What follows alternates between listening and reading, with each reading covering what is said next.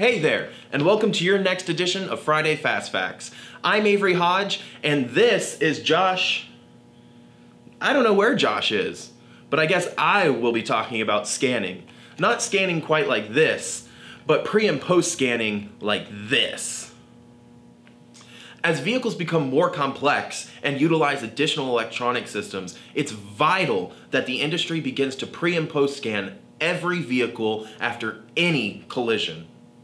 Unlike TPMS warnings or check engine lights, some malfunctions will not illuminate an icon on your instrument cluster, but may not actually be working properly in the background. For example, your blind spot monitoring system or your adaptive cruise control. Some organizations, like the ASA, actually recommend that body shops have customers sign a written disclosure that states all of the codes that they found during a pre and post scan to help reduce some of that liability passed on to the shop. Here's what some of the OEs have to say about pre and post scanning vehicles after a collision. At Original One Parts, we test and certify every single part sent out our door to help reduce some of the guessing game when you're ready to post scan a vehicle before delivery.